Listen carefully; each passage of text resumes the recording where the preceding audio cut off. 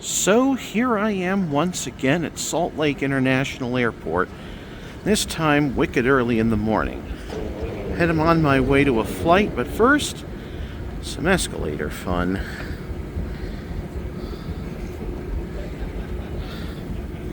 Take it away, Reisen.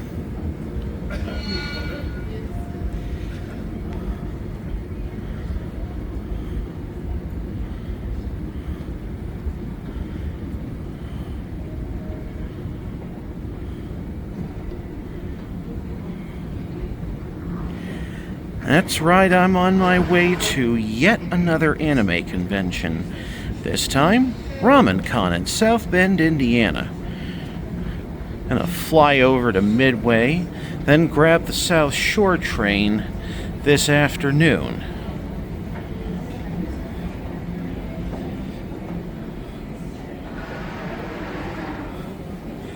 But first, there's this new tunnel connecting the A to the B gates.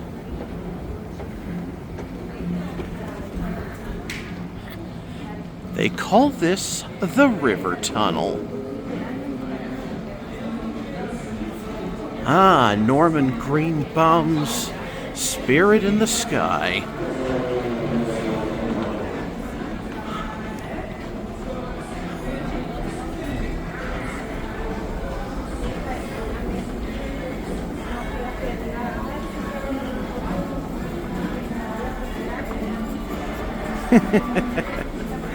Yep, got the traveling Reisen fumo with me.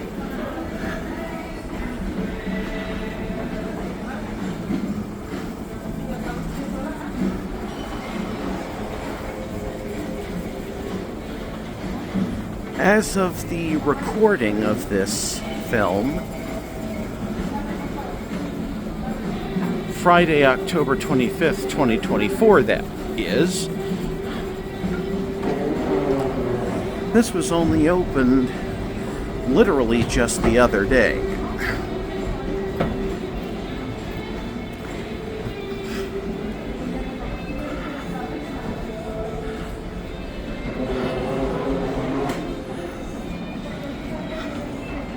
It's a thing of beauty.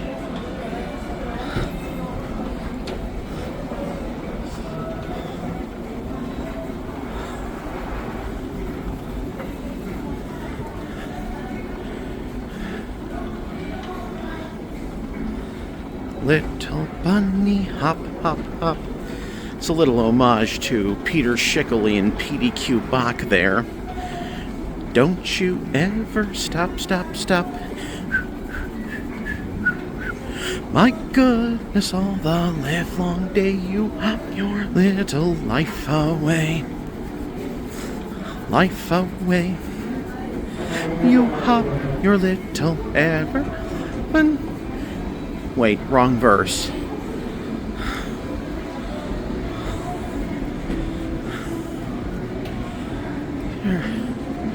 Teeny weeny itsy bitsy life away. Am I confusing my verses with that?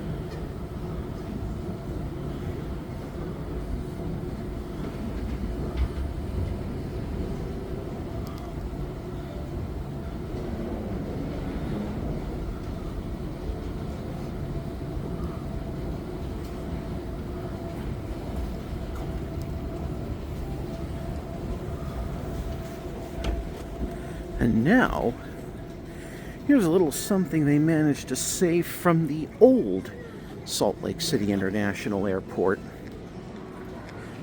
This world map.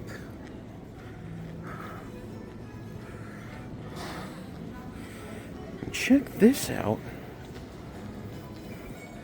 These must be major Delta routes out of Salt Lake City International.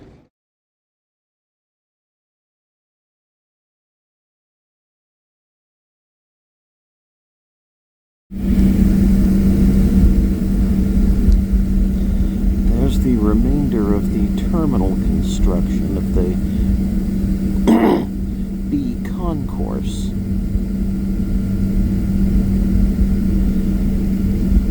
So right now we're facing north,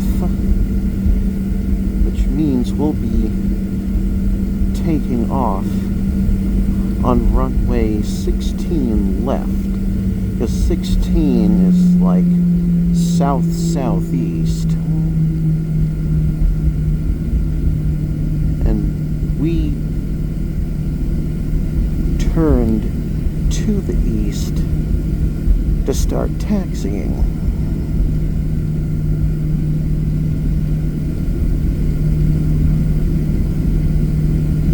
There's the control tower.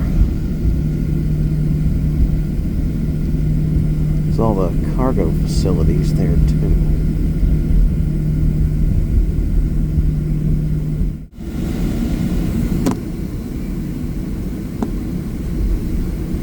There go the takeoff lights. There's the indicator for runway 16 left, just as I suspected.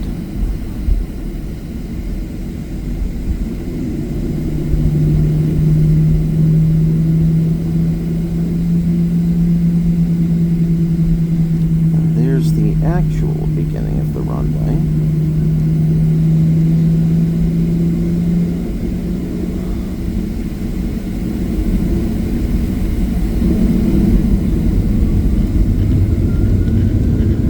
And now we say goodbye to Salt Lake City.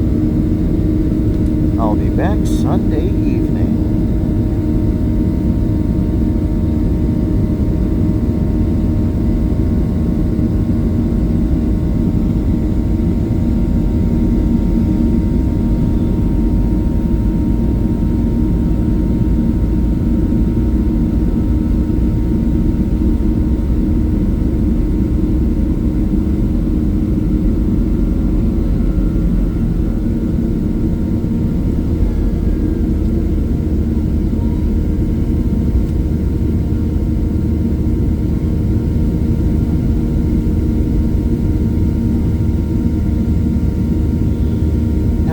Likelihood they're going to have us loop around the south side of the airport, and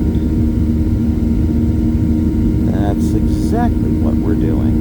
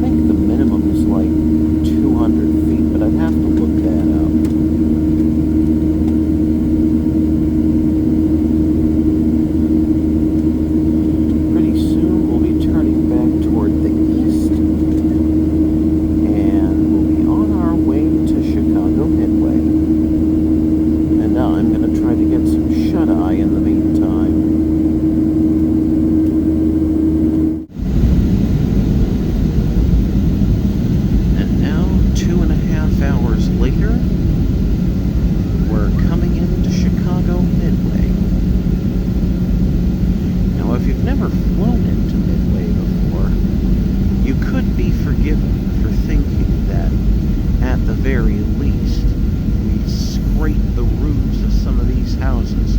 But don't worry, that won't happen.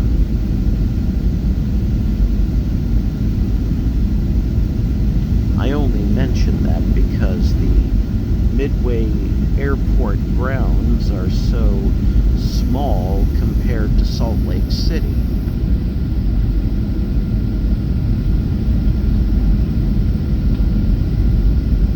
Seriously.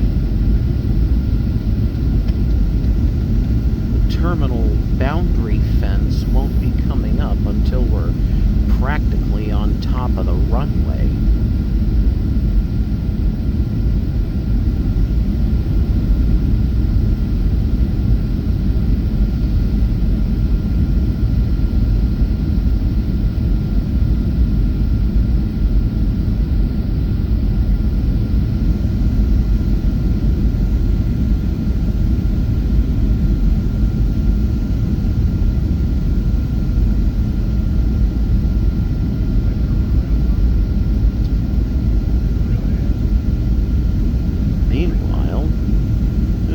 Freight rail yard over there.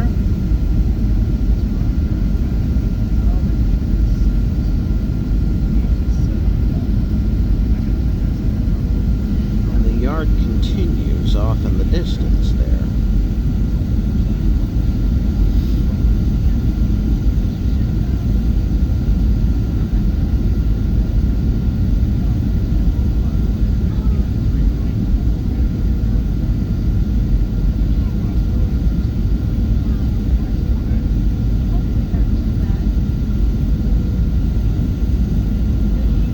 See what I mean?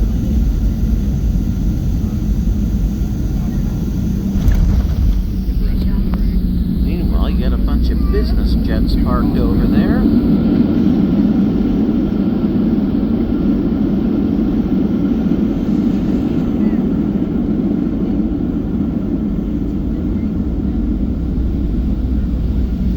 Even more general aviation parked over here.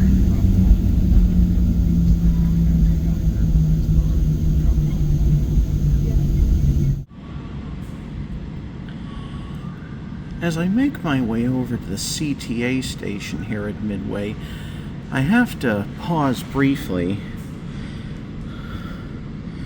for this CTA yard, including a rather oddly decorated pair of, actually more than just one pair of those 2600 cars. The station itself is marked by that glass canopy you just saw, and isn't all that far off.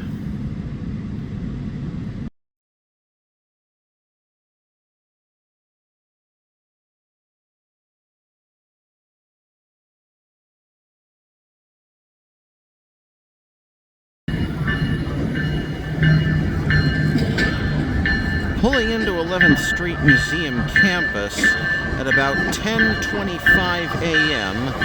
is this Metro Electric train bound for University Park. Since I have time to kill before my South Shore train to South Bend, I figured I'd get a little rail fanning, a little sightseeing, you know, those kinds of things.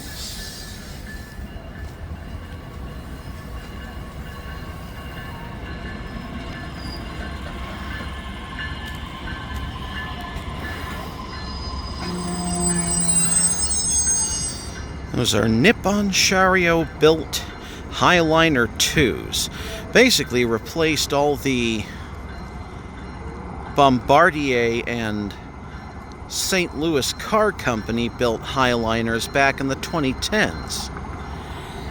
And just as I say that, here comes another Metro Electric train heading back to Millennium Station.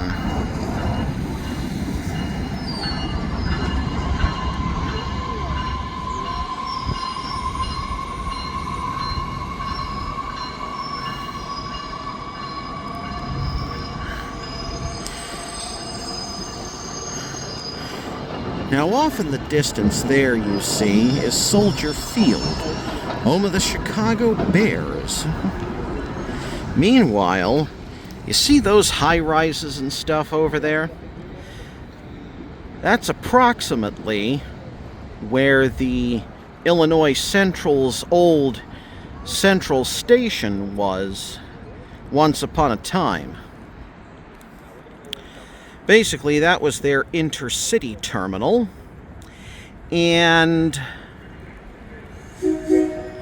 Amtrak used it for a year or two in the 70s before moving everything to Chicago Union Station, where all Amtrak trains have come and gone ever since.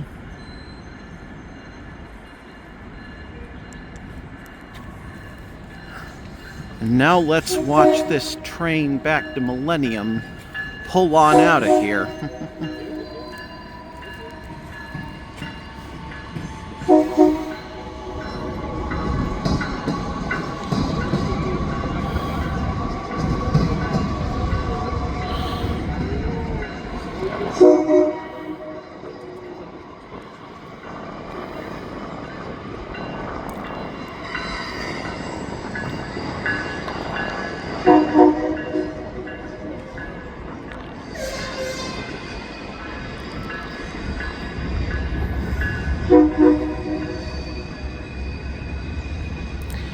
That train's next stop, of course, will be Van Buren Street.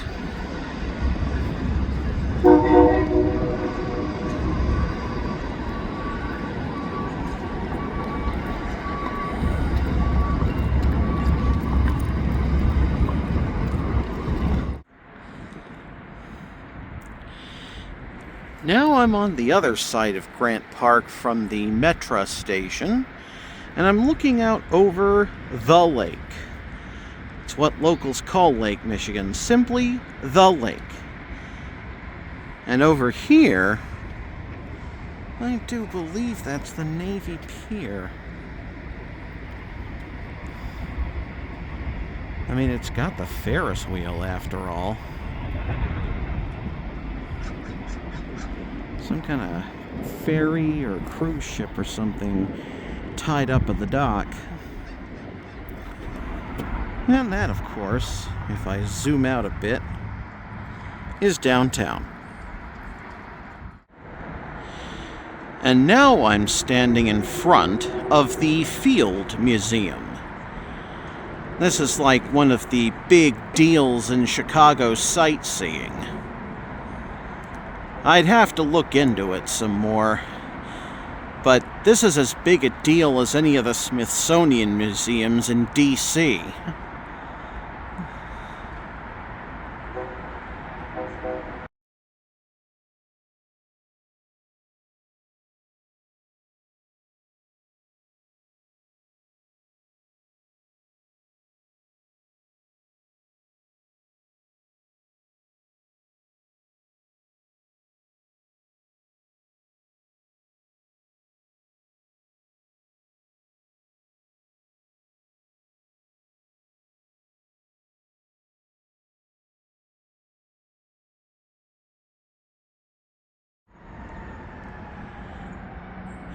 Right outside the Field Museum here in Chicago is the Rice Native Gardens.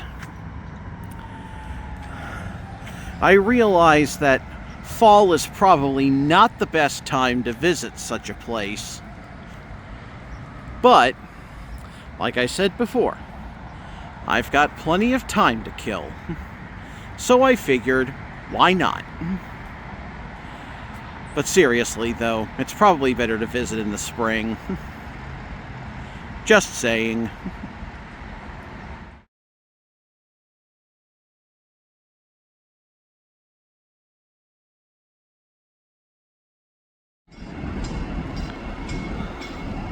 As I'm waiting for my South Shore train to South Bend, here comes a train returning from Indiana.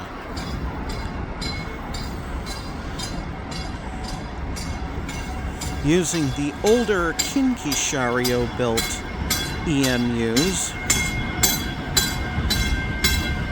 Incidentally, those car bodies that you see on the older EMUs would later be used on the Mark II coaches on the MARC train in Maryland.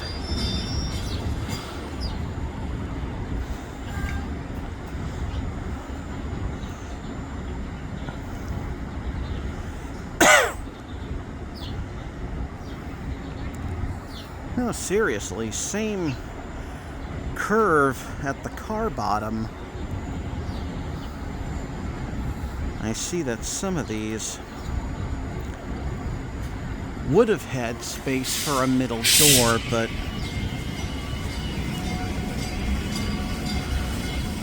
have been covered over with a solid panel.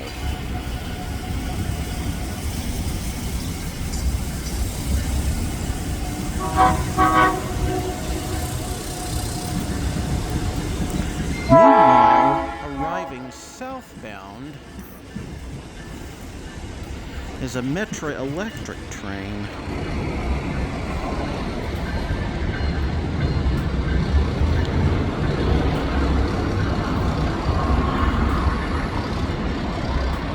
Electric mainline train number 122 to Millennium Station is arriving in approximately 13 minutes.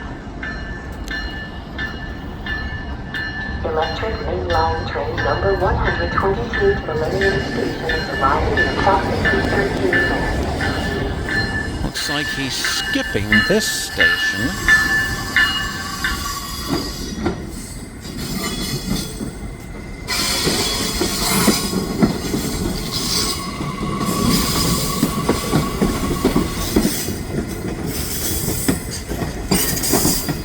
No idea if he even has passengers on board. Probably not, seeing as it's a two-car train.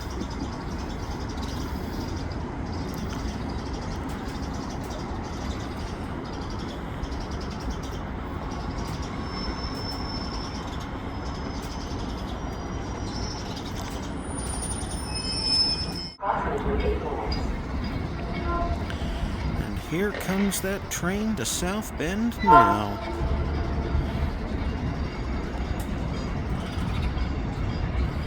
Looks like a four-car consist of the older, I guess they're still Nippon Chariot-built EMUs.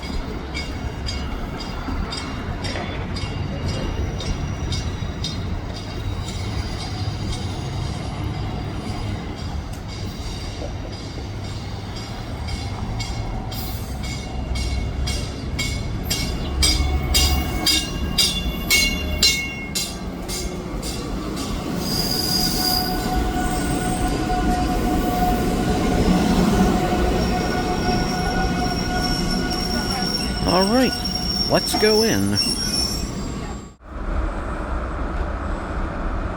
I wanted to point this out to you briefly while I'm heading over to South Bend. We're currently at Hammond. This is the current station, only opened up a few days ago.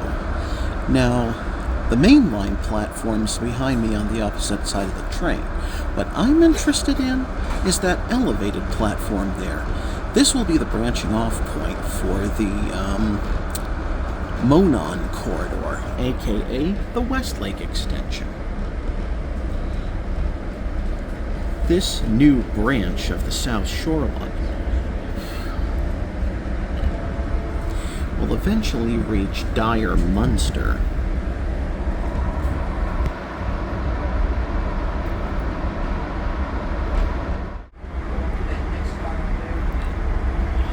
And incidentally, this parking lot here marks the former site of the Hammond station. Anyway, let's move on.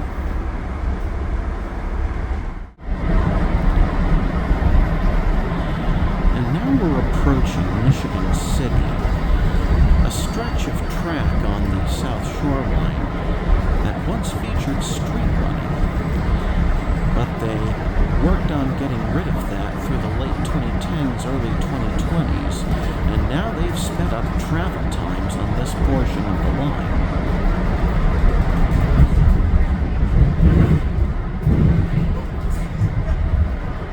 Our next stop will be 11th Street in Franklin, downtown Michigan City. This is our only passenger stop for Michigan City. Once again, 11th Street is next. This is our only passenger stop for Michigan City. As part of that project, they actually rebuilt the aforementioned 11th Street station. You'll see what it's become in just a moment. Once again, our next stop will be Michigan City, 11th and Franklin. This is our only passenger stop for Michigan City. All doors should open, watch your step, and mind the gap while exiting the train. Once again, this is Michigan City, 11th Street, which is coming up.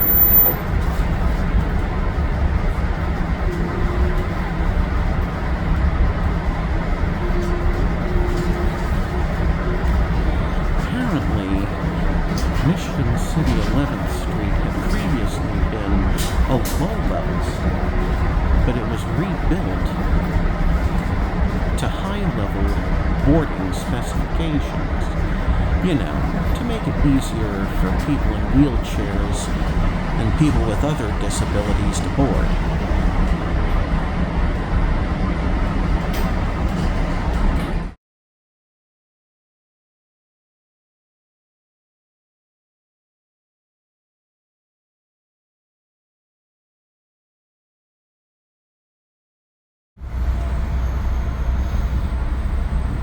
And toward the end of the line, near South Bend, we have a rail yard. And yes, although South Shore does have its own highliners, they probably only use them for rush hour trips. Well, that's just what I think.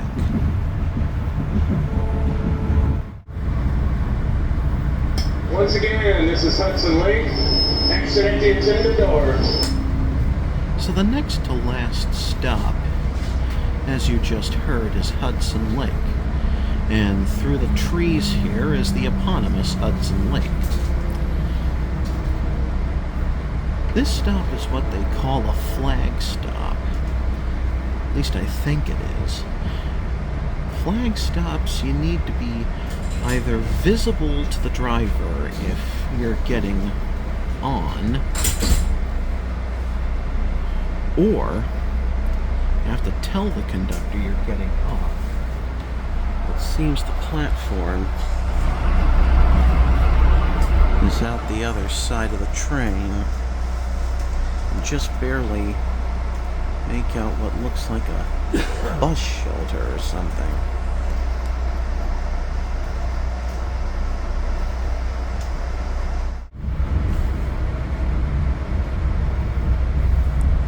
And now, at about 3:45 in the afternoon on Friday, October 25th, we're about to leave the main line and enter our own private right-of-way to go the rest of the way to South Bend Airport.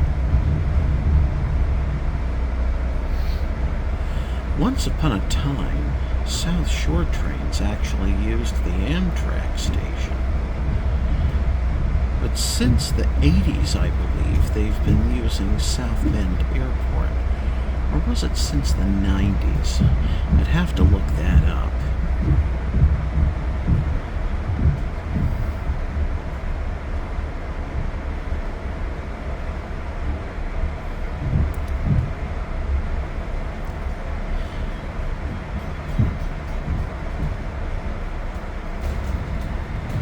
And here we go.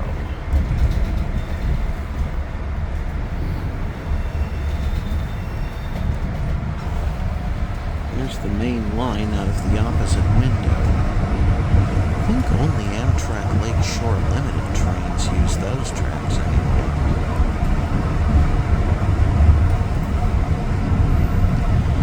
Well, I'm a passenger train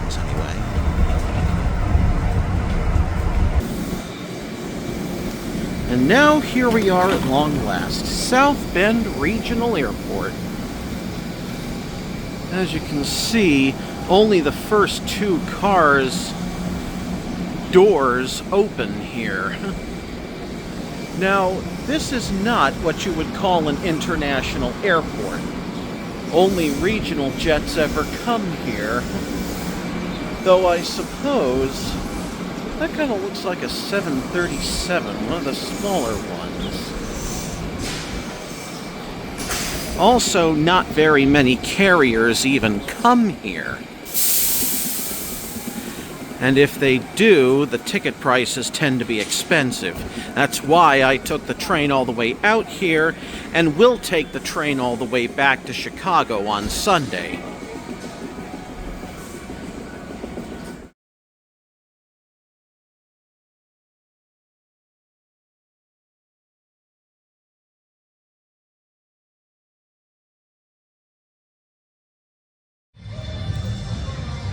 So now, I'm inside of the Century Center in South Bend, Indiana, and I'm actually attending RamenCon.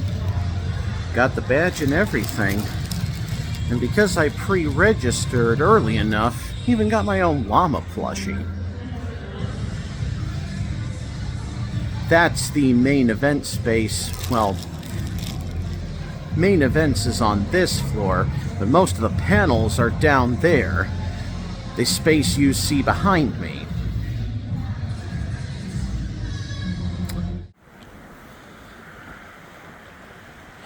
It's now Saturday, October 26th, 2024, and as I'm coming back from lunch to the con, I see all these signs welcoming fans of Notre Dame University. Then I remembered that South Bend is the home of the one and only Notre Dame, and that just happens to be my Uncle Hugh's alma mater. Go Irish.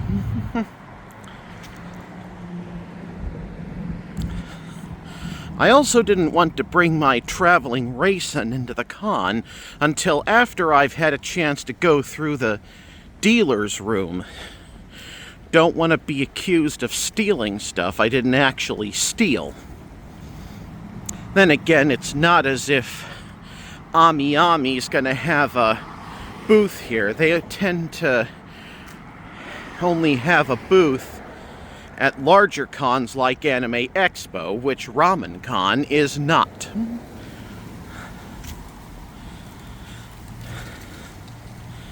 And there's the complex just up ahead that contains the Century Center. Meanwhile, here's the St. Charles River. I'd have to look that up.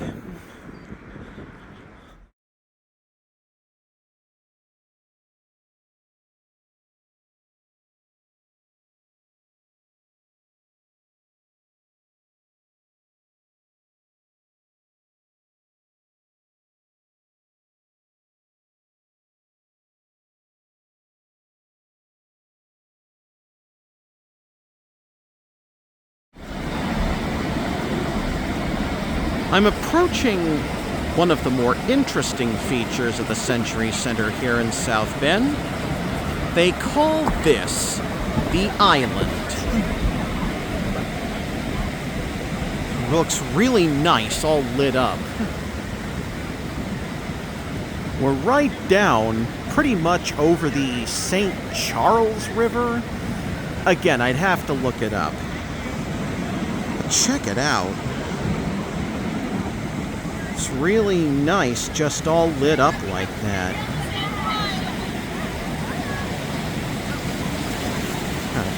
Towers and stuff.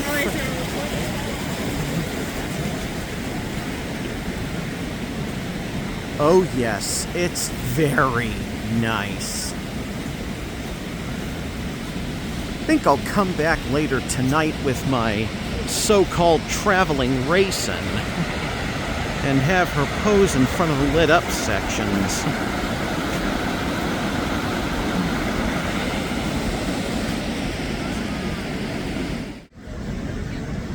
Okay, so it's really the St. Joseph River, not the St. Charles as I had thought. How do I know this? Well, there was a little plaque about the river lights that I just looked at less than a minute before starting this part of the filming. But I'm still bringing my traveling Reisen fumo down here before this night is out.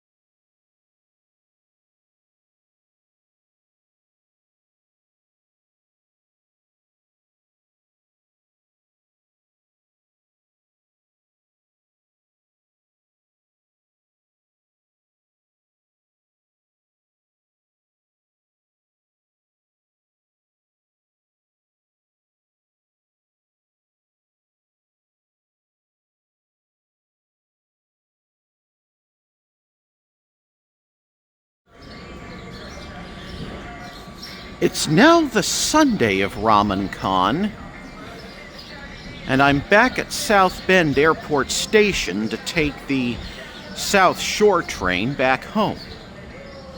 Well, it'll take me to Chicago, and from there I catch my plane home. And it looks like we've got quite a long train. 6 cars, it looks like.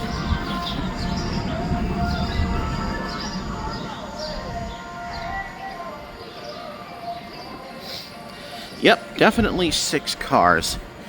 Now, I mentioned earlier that this is the exact same car body design as the Mark II coaches on the Mark train between D.C., Maryland, and West Virginia. Gotta remember the Brunswick line of the Mark goes out to Martinsburg, West Virginia. But you see that curvature toward the floor of the car, or where the floor would be inside, I should say. It's exactly like the Mark II coaches, built by the same company, Nippon Sharyo. Just wanted to make sure that I remembered to mention that. And I'm sorry if I'm repeating myself here, but these are just things I notice as a rail fan. But unlike the Mark II coaches, these things have center doors for high platforms, kind of like the Aero 3 MUs on New Jersey Transit.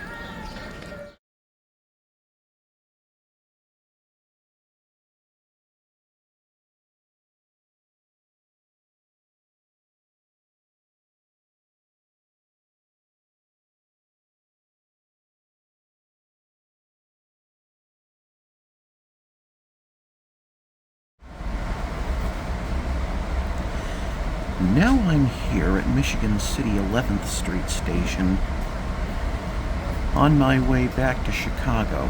We've already had the time zone change, so it's now 1 hour earlier than it would have been had we stayed in the Eastern time zone. Now, the reason I mentioned the elimination of street running here in Michigan City was so that they could double track the route to improve travel times.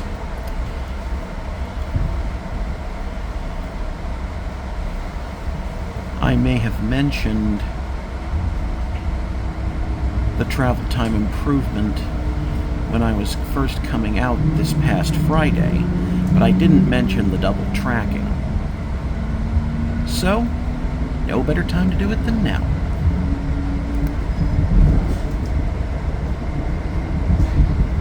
See here, this double-tracked, dedicated right-of-way.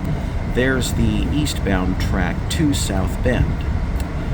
Also here in Michigan City, it's one of two places where many eastbound trains end. Only a select few trains on any given day actually go all the way to South Bend Airport. Additionally, they're thinking of realigning the tracks to the west side of the terminal grounds so that they don't have that roundabout route that is the current alignment.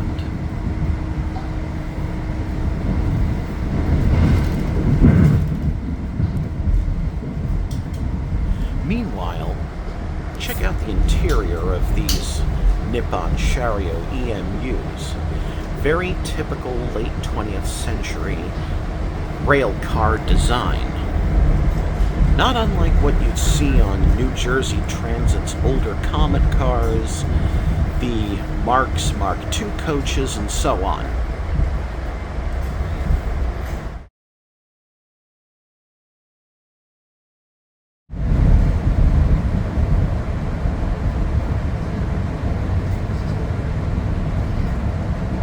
We're now pulling into Miller, which is the other short-turn terminus for eastbound South Shore Line trains aside from Michigan City.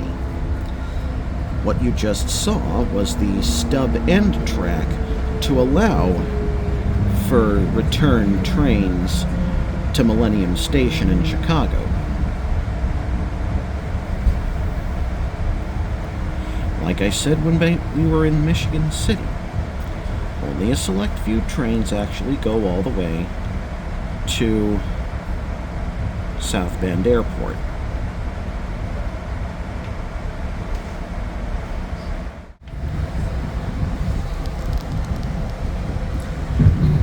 As we pull into Gary Metro Center, what you just saw was a steam engine from the old Elgin, Joliet, and Eastern Railroad.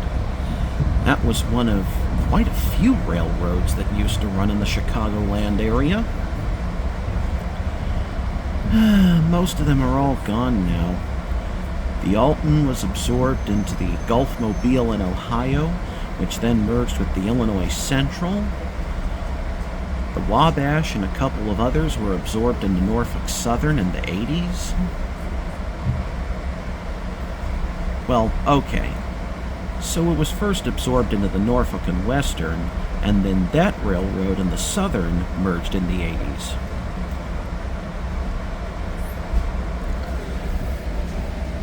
But yeah, that's downtown Gary, Indiana.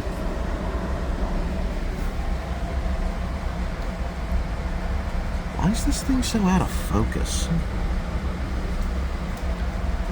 Must be focusing on the dirt on the windows.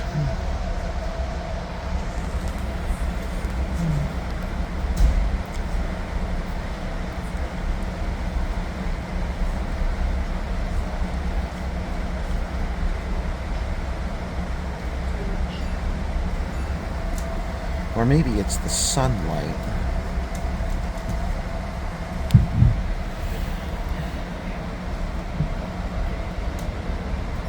Now the next station after this is going to be Gary Chicago Airport, which hasn't seen commercial service in at least a decade. It's also one of the flag stops I mentioned earlier.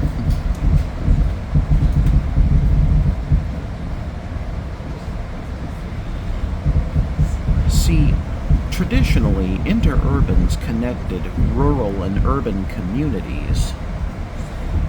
They would have station stops near farms and other out-of-the-way places.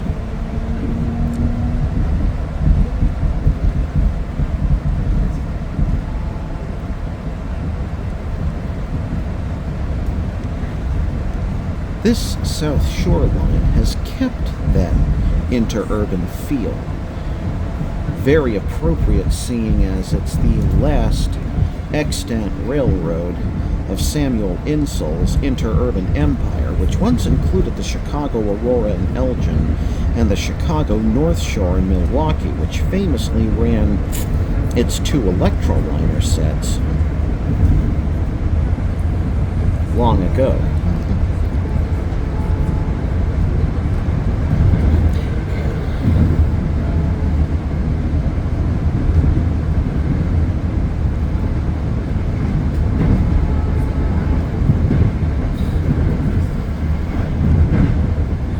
Those 2 sets, of course, became the Liberty liners on the SEPTA Norristown high-speed line, and surprisingly they both made it into preservation. I guess they were too cool or too important not to enter preservation.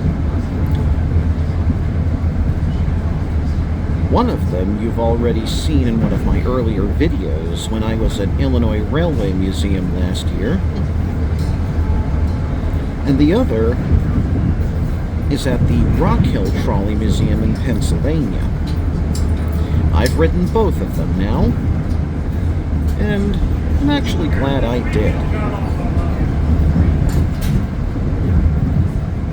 Anyway, Gary Chicago Airport nowadays only ever sees cargo and general aviation flights.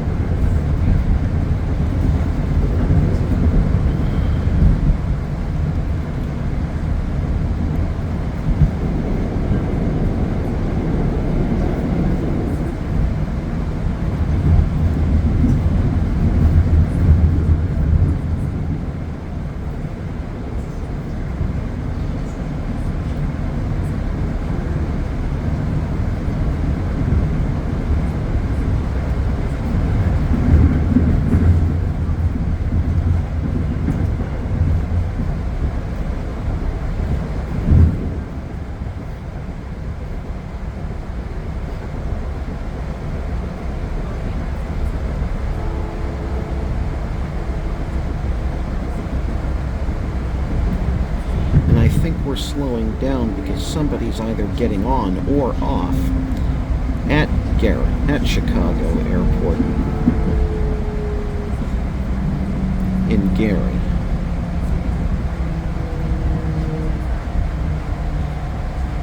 They call this station Clark Road because that's the road it's closest to. And the platform for that is on the opposite side of the train. And we've probably passed that.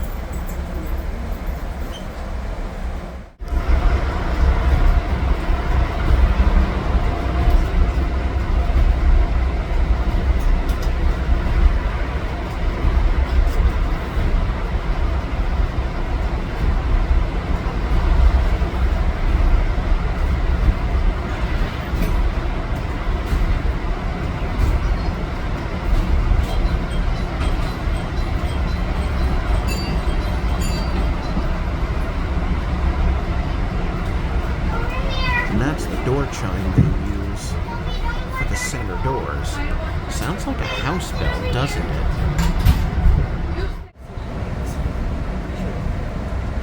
So now we're coming back into Hammond, and here's the site of the former station. Basically closed this not too long ago, and opened the current Hammond Gateway to allow for transfers to the Monon Corridor platform above. Wanted to make sure I got a better angle on the elevated platform. Basically, they call it the Monon Corridor after the old Monon Railroad, which used to run near here. And why is it so blurry? Maybe I'm zoomed in too close.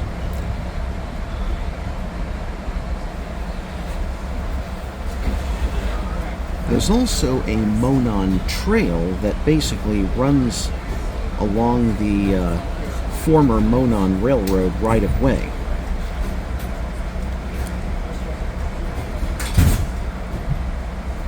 Anyway, you see that ramp there? That's one of two ways to get from that platform to the main line platform. The other is the stairs you just saw a few seconds ago.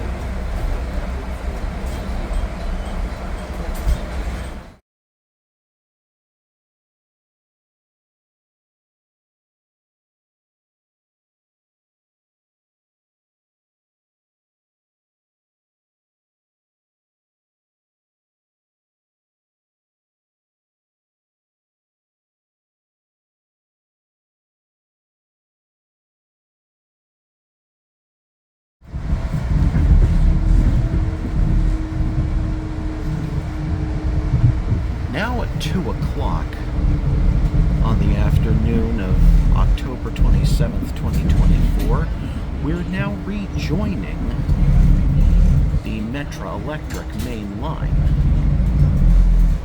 Those are the Metro Electric tracks over there that we're slowly making our way over to.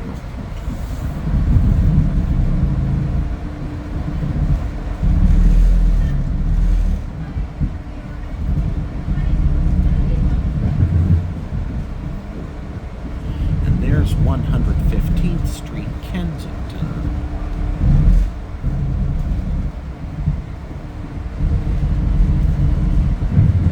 Somewhere up the line closer to town, there's something I need to show you.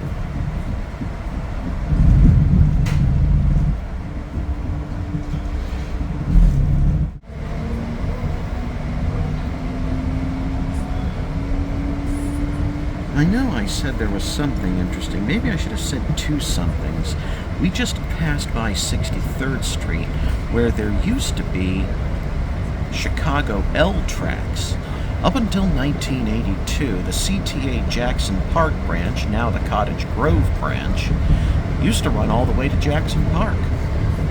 But then structural defects on the overpass above these very tracks forced the bridge's closure, and after further truncation,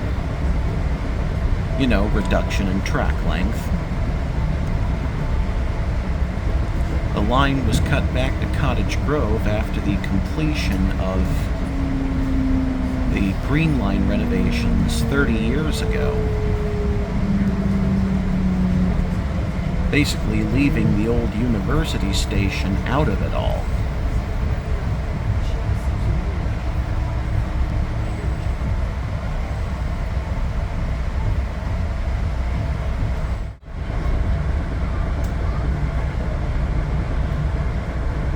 Now let's add this to the list of interesting things.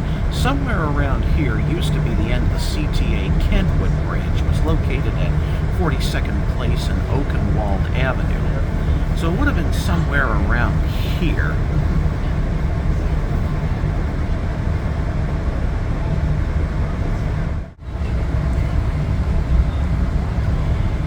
And lastly, somewhere around here used to be the site of Michael Reese Hospital.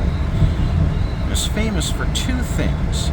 The first was the birthplace of chess grandmaster Bobby Fischer. The other was the treatment of passengers from a pretty nasty commuter train crash back in 1972. And that was the overpass from the Metro Electric 27th Street station. And up there you'll see the southern facade of McCormick Place.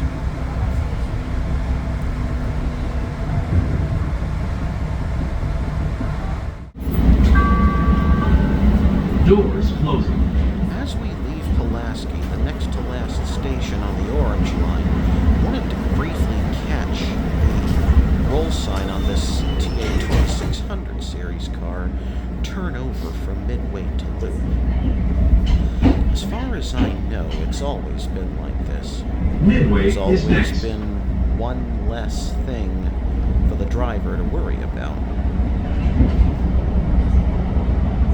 And it's probably gonna flip over when we get closer to Midway. It only appears backwards because we're inside the car. It would appear forwards, outside the car.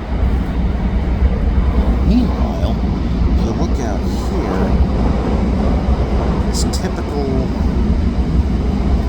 suburban Chicago by the looks of it. All these single-family homes and so forth.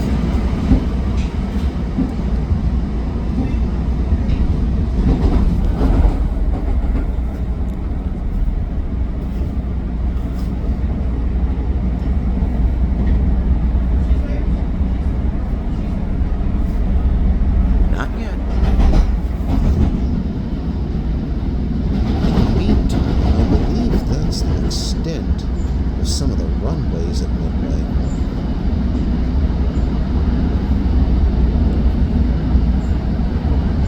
Seriously though, Midway is a small airport. Here's the beginning of the yard tracks, I do believe. Okay, any moment now it should turn over from Midway to Loop.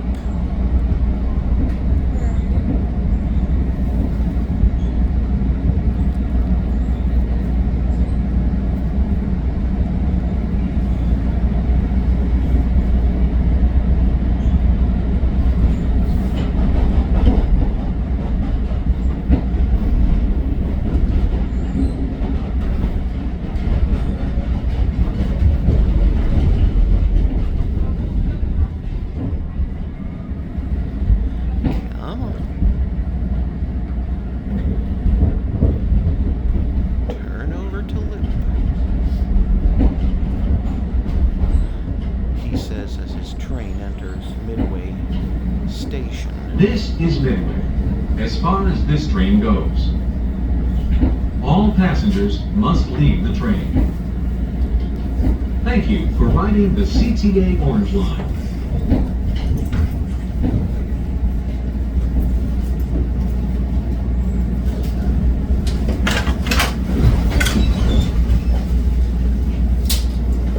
It's probably not going to do that until it's ready.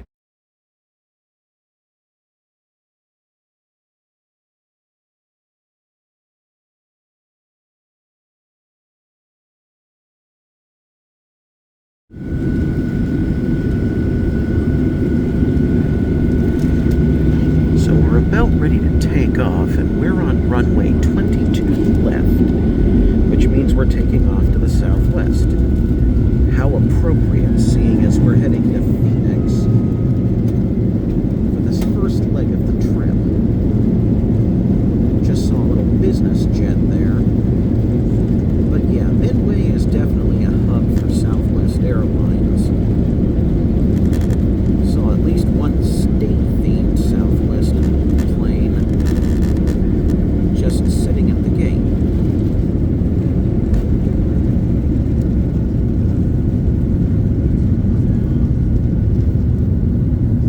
But you see what I mean about how small the terminal grounds are here in Midway?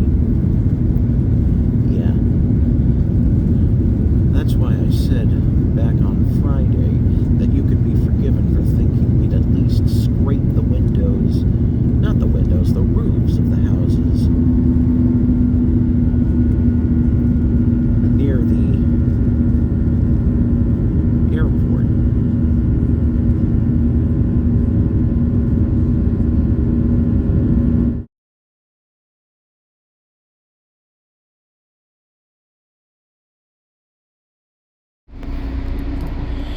And finally, now that I'm back in Salt Lake City, want to see something cool here at the airport?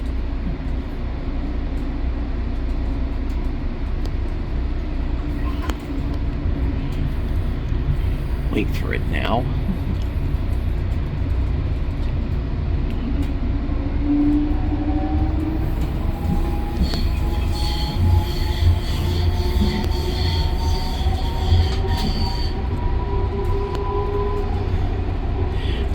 up any moment now.